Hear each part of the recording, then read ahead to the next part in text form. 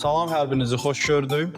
Dəfələrlə deməli lat pull down hərəkətinin yerinə yetirilmə qaydasını müxtəlif şəkillərdə izah eləmişəm və həmişə də görürəm ki, bu hərəkətə çox adam səhv yerinə yetirir və düşündüm ki, bir sxem çəkdim.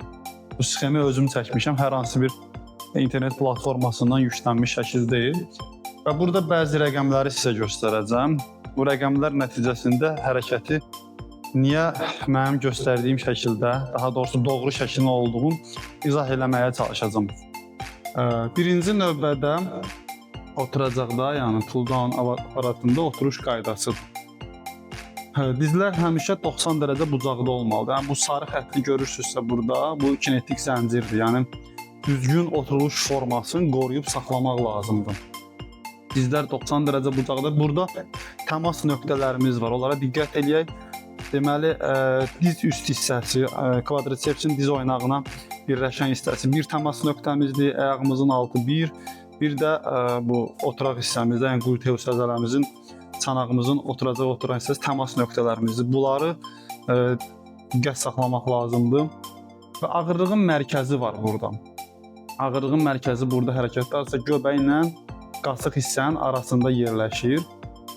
Baxın, bu 90 dərəcəlik bir bucaqdır, hansı ki pull down'da kabelin düz aşağıya bu yerə nəzərən yaratdığı bucaqdır. Yəni biz bunu tərpətməsək düz aşağı sallanır burada bu. Bu xəttdən bizim ağırlıq mərkəzimiz S hərfi ilə işarə eləmişəm şərti olaraq 5-10 sm məsafədə olmalıdır. Yəni ki bu hərəkəti yerinə yetirən şəxs gəlib buradakı belə deyək, təkərin altından, içindən keçən kabelin düz altına düşməməlidir. Bu məsafədə indi bu genetik faktorlar burada öz rolunu oynayır. Şəxsə görə 5 sm da ola bilər, 6 da, 7 də, yəni 5-10 sm məsafədə qalmalıdır. Və heç vaxt bu pull down'un kabeli düz 90 dərəcə şəkildə aşağı düşə bilməyəcək, bunu çəkə bilməyəcəksiniz. İstər-istəməz burada bel hissədə geriyə əyilmə olacaq ki, siz kabeli aşağı qədər dartasınız və o kürək əzələnizdə, latissimus əzələniz sıxılsın, onu belə deyək, məşq elətdirəsiniz. Artıq bu şəkildə eləsəz, oradakı geri əyilmədə olan nahiyədəki onurğalarınız sıxılır, disklər sıxılır və bu mütəmadi olaraq baş verdiyinə görə yəni, problem qaçılmaz, zədə qaçılmazdır və kürək nahiyəsində fikir verirsinizsə, o skapulaların ətrafında belə deyək də sadə dildə ərazi çox kiçikdir və həddindən artıq çox kiçik ölçü əzələlər, bağlar, birləşmələr var. Bu da yəni kiçik ərazidə detalın çox olması detalın incəliyindən xəbər verir, yəni zədələnmə ehtimalının yüksək olmağından xəbər verir.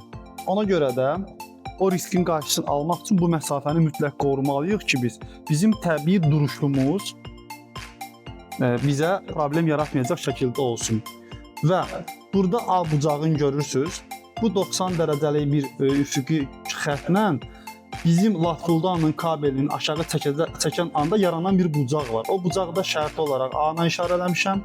O hardasa 10-20 dərəcə arasında olmalıdır.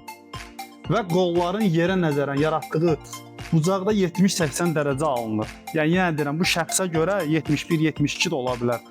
Yəni bu belə konkret rəqəm kim üçünsə deyə bilmərik. Ümumiləşdirilmiş bir rəqəmdir, şəxsə görə dəyişə bilər. Və bu halda artıq biz doğru şəkildə işləmiş olacağıq. Və bir dənə də nüansı burada diqqəti çatdırım və bildiyiniz kimi insan bədənində zədəyə ən açıq bölgələrdən biri çiyin oynağıdır. Çünki çiyin oynağının hərəkət bucağı digər oynaqlardan həddindən artıq böyükdür. Biz əgər burada yükün tam alt hissəsinə, bu kabelin çıxdığı yerə, təkərin tam alt hissəsində durub dartmağa çalışsaq, buradan, istər-istəməz burada çiyin oynağında sıxışma ehtimalının həddindən artıq çoxaltmış oluruq. Və bu mütəmadi şəkildə baş verdikcə, müəyyən müddətdən sonra artıq böyük problemə kiçik addımlar atmış oluruq, zəmin yaratmış oluruq. Ona görə də mütləq qaydada bu rəqəmlərə diqqət eləmək lazımdır. Hər məşqdə metrə götürüb bunları belə deyək, ölçəsi deyilsiniz. Sadəcə bir dənə nəzərə alın ki, maksimum dərəcədə aparatın buradakı hissəsinə ayaqları salıb özünüzü geriyə doğru əyməyə məcbur eləməyin və kabelin yuxarıdan düşən hissəsində nəzərə alın ki, ağırlığın mərkəzini biraz kənarda saxlamalısınız bu müəyyən məsafə qədər ki, doğru şəkildə hərəkəti yerinə yetirmiş ola biləsiniz.